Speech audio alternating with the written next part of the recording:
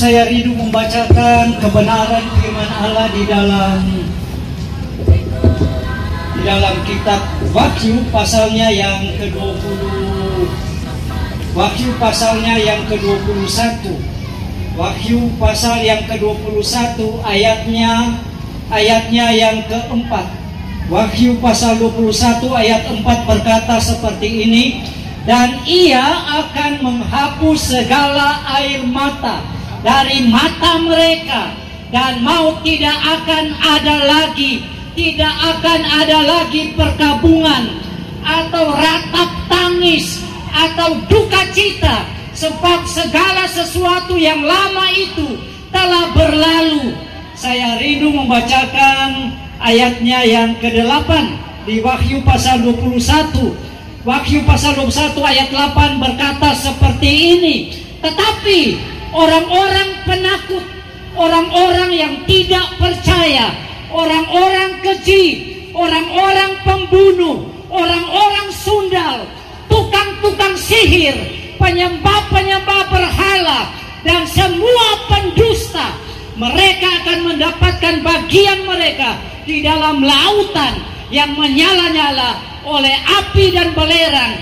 Inilah kematian yang kedua. Di dalam pasalnya yang ke-20 ayat 15, pasal 20 ayat 15, pasal 20 ayatnya yang ke-15, dan pasal 20 ayat 15, nama yang tidak ditemukan namanya ditulis dalam kitab kehidupan itu dilemparkan ke dalam lautan api. Ya, tetapi anjing-anjing dan tukang-tukang sihir, orang-orang sundal, orang-orang pembunuh, penyembah-penyembah berhala, dan setiap orang yang mencintai dusta dan yang melakukannya tinggal di luar. Bapak Ibu Saudara, kebenaran firman Tuhan berkata seperti ini. Mungkin Bapak Ibu akhir-akhir ini, mungkin Bapak Ibu mengalami masa-masa yang sukar. Mungkin ada hal-hal yang menyedihkan. Mungkin Bapak Ibu pernah mengalami bagaimana ditinggalkan oleh orang yang kekasih, oleh orang yang dicintai. Mungkin itu suamimu, mungkin itu istrimu, mungkin itu anak-anakmu. Itu peristiwa yang terjadi di muka bumi ini. Akan terjadi ratap tangis, perkabungan, duka cita. Itu pasti terjadi di dunia ini. Tetapi apa yang dikatakan oleh Alkitab, apa yang dikatakan oleh Tuhan, yaitu ratap tangis, duka cita, perkabungan, kematian, maut, apapun itu, segala macam kesulitan di Yerusalem yang baru itu tidak akan pernah terjadi. Kita tidak akan pernah beratap lagi, kita tidak akan berduka cita, kita tidak akan pernah menangis lagi, sebab segala sesuatu yang lama telah berlalu. Bapak Ibu, kita boleh mengalami masalah demi masalah, tetapi masalah demi masalah, pergumulan demi pergumulan, sakit penyakit, apapun yang kita hadapi, itu hanya terjadi di dunia ini. Namun di Yerusalem yang baru itu tidak akan terjadi lagi. Di Yerusalem yang baru ada kegirangan, di Yerusalem yang baru ada sukacita. Bapak Ibu, apa yang dikatakan di dalam Wahyu pasal yang ke-21 tadi, ayat yang ke-8, saya cuma ingin mengambil 2 poin saja di sana, yaitu penyembah-penyembah berhala, para pembohong, semua pendusta. Alkitab bilang tidak mendapat bagian dalam kerajaan Allah. Lalu sama juga di Wahyu pasal 22, di Wahyu pasal yang ke-22 ayat yang ke-15, penyembah-penyembah berhala, para pendusta, tukang-tukang sihir tidak bisa dapat bagian dalam kerajaan Allah. Kalau masih hidup dalam kepahitan, bisa mendapat bagian dalam kerajaan Allah. Bapak Ibu, banyak orang Kristen kalau mendapatkan, kalau sakit bukan cari Tuhan, bukan pergi ke rumah sakit, tetapi mencari dukun. Pada akhirnya semua manusia akan menghadap pengadilan Kristus. Semua manusia menghadap pengadilan Kristus. Orang Kristen, kalau kita masih suka berhubungan dengan penyembahan ilah lain, kalau kita masih suka berobat kepada dukun-dukun, saudara tahu, waktu kita berhubungan dengan para dukun karena pergumulan kita, saya mau beritahu, kita tidak akan pernah dapatkan jawaban di sana. Malah akan semakin buruk yang terjadi.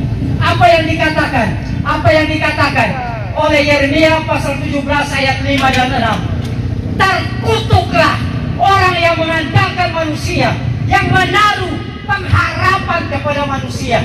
Dia tidak akan pernah mengalami datangnya hal yang baik, tetapi yang terjadi adalah hal-hal yang buruk. Setan, iblis, kalau kita berhubungan dengan dukun, setan mencari tumbal, mencari korban. Karena apa? Kalau kita terhubung dengan dukun, kita akan menerima, akan ada yang menjadi korban di dalamnya. Mungkin anak-anak kita, mungkin istri kita, mungkin orang tua kita, pasti ada korban. Dan yang lain yang tadi, pembohong, pendusta, tidak bisa masuk dalam kerajaan Allah.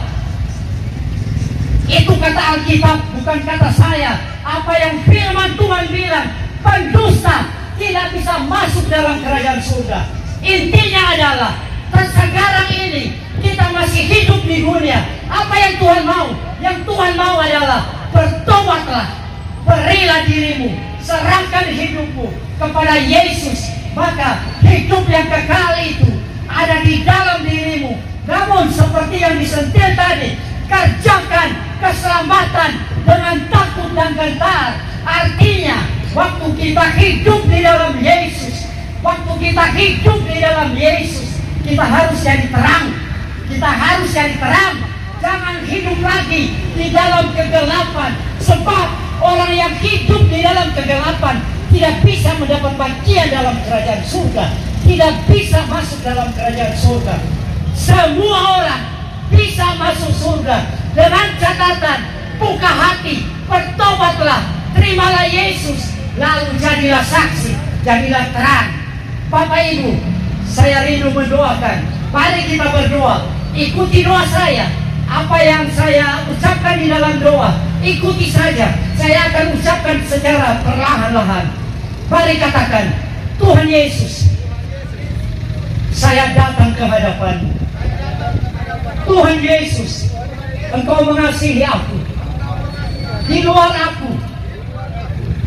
luar Engkau, aku binasa. Aku tidak bisa berbuat apa-apa di luar Engkau, Yesus.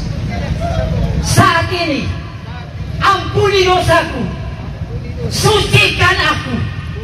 Tuhan Yesus, Engkau mati di kayu salib bagi dosaku.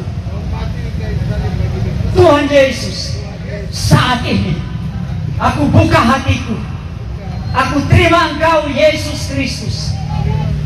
Masuklah ke dalam hatiku, menjadi Tuhan di dalam hidupku. Aku berdoa di dalam nama Yesus. Haleluya. Amin. Shalom. Tuhan memberkati. Orang berteriak semangat sekali. Orang pada saat ini berteriak, Tuhan Peraja, Tuhan mengagungkan Tuhan Peraja di atas segala raja. Haleluya. Haleluya. Puji Tuhan. Pada saat ini saya akan membawa kita untuk melihat kembali kebenaran firman Tuhan yang saya ambil di dalam 2 Timotius pasal yang ketiga ayatnya yang ke-1. Ketahuilah bahwa pada hari-hari terakhir akan datang masa yang sukar. Amin. Dan sejak zaman purbakala, bukan nanti sejak zaman ini, orang sudah mengenal atau mengetahui sebagai orang yang percaya kepada Tuhan. Firman-Nya berkata bahwa pada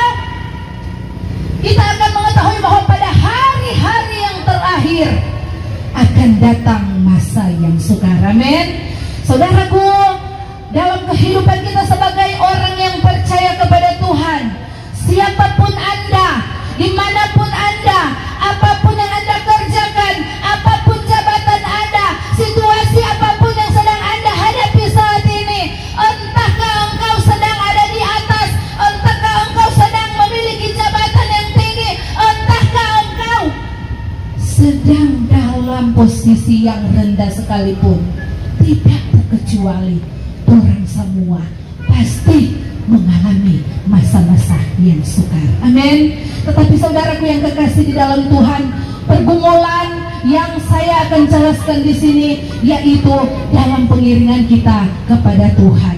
Hari-hari ini kita sedang berusaha. Kita sedang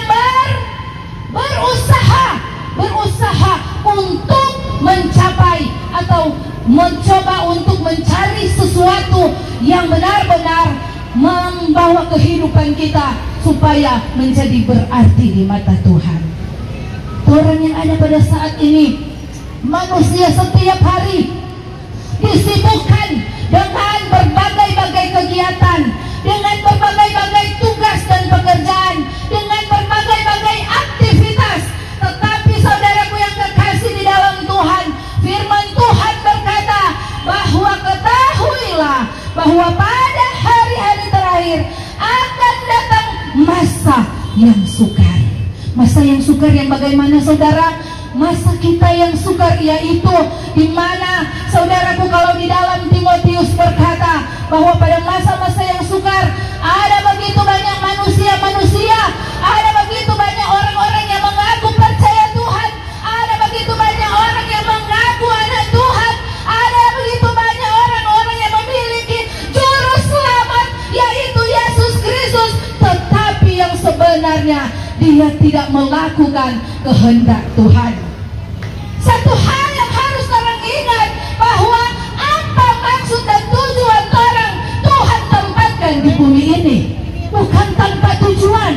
Tujuannya Tuhan Yesus agar orang semua ada di muka bumi ini benar-benar menjadi umat-umatnya yang militan, menjadi kesaksian daripada Tuhan lewat teladan kita yang harus kita ikuti, yaitu Kristus itu sendiri. Tetapi untuk mencapai surga, saudaraku yang kekasih, tidak mudah. Ada banyak orang bilang begini, bisa datang ikut jadi orang Kristen, cuma percaya, dibaptis, selamat.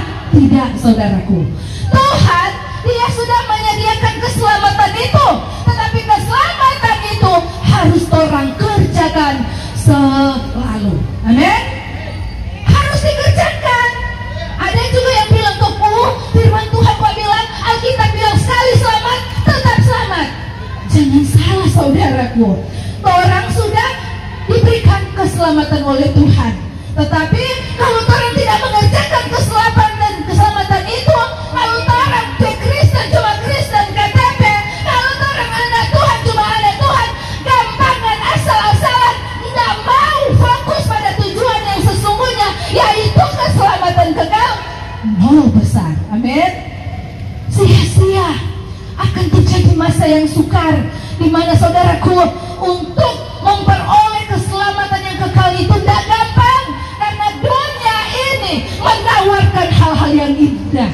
Dunia ini menawarkan hal-hal yang membuat orang senang.